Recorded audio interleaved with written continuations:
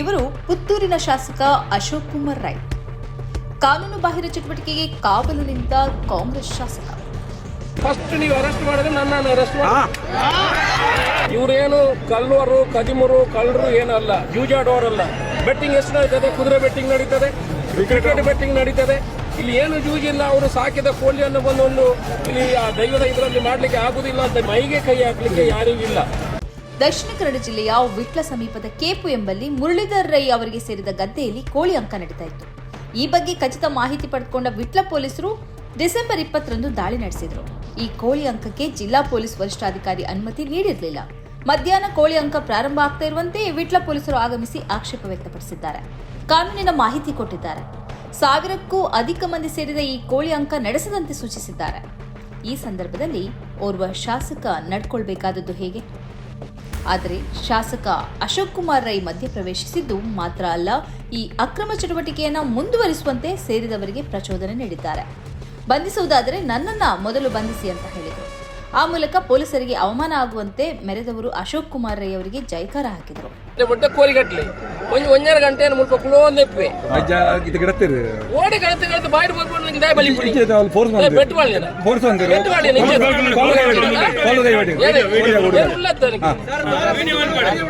ನೀವು ಬಲಿ ಪಡಿಸಿ ನೀವು ನಿಜ ಕಾಲರ್ ಕೈ ಪಾಟಿ ನಿಜ ಕಾಲರ್ ನಾನಿದ್ದೇನೆ, ಸಂಜೆ 5 ಗಂಟೆಯವರೆಗೆ ಕೋಳಿ ಅಂಕ ನಡೆಸಿ ಅಂತ ಅಶೋಕ್ ಕುಮಾರ್ ರೈ ಹೇಳ್ತಾರೆ. ಅಲ್ಲದೆ ಧರ್ಮ ಆಚರಣೆ ಸಂಪ್ರದಾಯದ ಹೆಸರಲ್ಲಿ ಕಾನೂನು ಬಾಹಿರ ಚಟುವಟಿಕೆಗೆ ಬೆಂಬಲ ನೀಡ್ತಾರೆ. ಒಂದು ವೇಳೆ ಇದು ಧಾರ್ಮಿಕ ಕಾರ್ಯಕ್ರಮ ಎಂದೇ ಆಗಿದ್ದರೆ ಓರ್ವ ಶಾಸಕನಾಗಿ ಅವರು ಮಾಡಬೇಕಾದ ಹೊಣೆಗಾರಿಕೆ ಏನಾಗಿತ್ತು? ವರಿಷ್ಠಾಧಿಕಾರಿಯಿಂದ ಅನುಮತಿ ಪಡೆದು ಕೋಳಿ ಅಂಕ ಮುಂದುವರಿಸಲು ಅವರು ಪ್ರಯತ್ನಿಸಬೇಕಿತ್ತು. ವಿಟ್ಲ ಠಾಣಾ ಪೊಲೀಸರಿಗೆ ಆ ಬಗ್ಗೆ ಮಾಹಿತಿ ಕೊಡಬೇಕಿತ್ತು. ಆದರೆ ಇದ್ಯಾವುದನ್ನೂ ಮಾಡದೆ ಓರ್ವ ಗೂಂಡನಂತೆ ಗದ್ದೆಗೆ ನುಗ್ಗಿ ಪೊಲೀಸರ ಕಾಲರ್ ಹಿಡಿಯುವಂತೆ ಅಷ್ಟು ದೊಡ್ಡ ಜನಸಂಖ್ಯೆಯನ್ನು ಪ್ರಚೋದಿಸಿ ಅಕ್ರಮ ಚಟುವಟಿಕೆಗೆ ಪ್ರಚೋದನೆ ನೀಡುವುದೆಂದರೆ ಅರ್ಥವೇನು? ಈ ನಡುವೆ ಕಾನೂನು ಪ್ರಕಾರ ಹೇಗೆ ಆ ಕೋಳಿ ಅಂಕ ತಪ್ಪು ಅಂತ ವಿಟ್ಲ ಪೊಲೀಸ್ ಠಾಣಾಧಿಕಾರಿ ವಿವರಿಸುವಾಗ ಇವರು ಅಡ್ಡ ಬರ್ತಾರೆ. ಆ ಸೆಕ್ಷನ್ ಇಲ್ಲಿಗೆ ಸರಿಹೊಂದುವುದಿಲ್ಲ ಅಂತ ಠಾಣಾಧಿಕಾರಿಗೆ ಪಾಠ ಮಾಡುವ ರೀತಿಯಲ್ಲಿ ಹೇಳ್ತಾರೆ.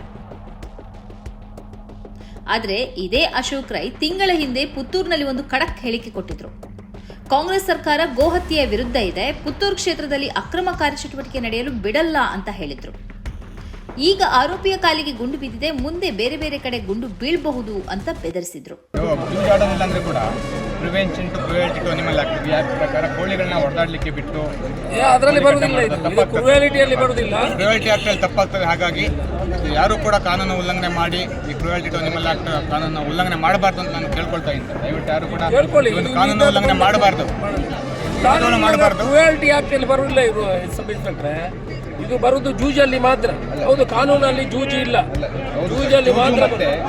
ಜೂಜಾಡಿದ್ರೆ ಅದು ಸೆಕ್ಷನ್ ಬರ್ತದೆ. ಜೂಜಾಡೋದಿಲ್ಲ, ಜಸ್ಟ್ ಫೈಟಿಂಗ್ ಬಿಡ್ತಾ ಇದ್ದಾರೆ ಅಂತ ಅಂದ್ರೆ ಅದು prevention of cruelty to animal act ಈ ಕಾನೂನು ಕ್ರಮದಲ್ಲಿ ಅದು ತಪ್ಪಾಗ್ತದೆ. ಫಸ್ಟ್ ನೋಟಿಸ್ ನನಗೆ ಕೊಡಿ, ಮತ್ತೆ ನೋಡುವ.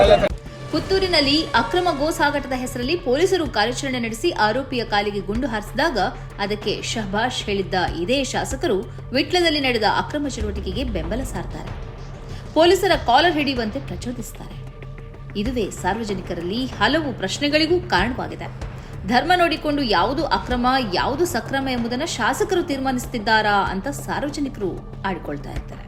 ಅಶೋಕ್ ಕುಮಾರ್ ರೈ ಶಾಸಕರಾಗಿರುವುದೇ ಆಕಸ್ಮಿಕವಾಗಿ.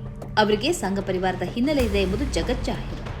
ಇದೀಗ ಅವರು ಅಕ್ರಮ ಪ್ರಕರಣಗಳಿಗೆ ಸಂಬಂಧಿಸಿ ಬೇರೆ ಬೇರೆ ನಿಲುವನ್ನು ಪ್ರದರ್ಶಿಸಿರುವುದು ಅವರ ಮೇಲಿನ ಅನುಮಾನಗಳನ್ನು ಇನ್ನಷ್ಟು ಬಲಪಡಿಸಿದೆ. ಇವರ ಈ ನಿಲುವಿನಿಂದಾಗಿಯೇ ಡಿಸೆಂಬರ್ 21ರಂದು ಕೂಡ ಕೇಪುವಿನಲ್ಲಿ ಕೋಳಿ ಅಂಕ ನಡೆದಿದೆ.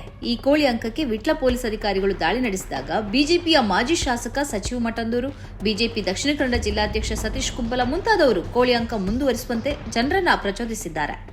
ಇದಕ್ಕೆ ನೇರವಾಗಿ ಶಾಸಕ ಅಶೋಕ್ ರೈ ಅವರೇ ನೇರ ಹೊಣೆ. ಕಾಂಗ್ರೆಸ್ ಹೈಕಮಾಂಡ್ ಅಶೋಕ್ ರೈ ಬಗ್ಗೆ ಒಂದು ಕಣ್ಣಿಡಬೇಕು. ಅಕ್ರಮ ಚಟುವಟಿಕೆಗೆ ಪ್ರಚೋದನೆ ನೀಡಿದ ಅವರಲ್ಲಿ ಸ್ಪಷ್ಟೀಕರಣ ಕೇಳಬೇಕು. ಈ ಮೂಲಕ ನಾಗರಿಕರ ಅನುಮಾನವನ್ನ ದೂರ ಮಾಡಬೇಕು.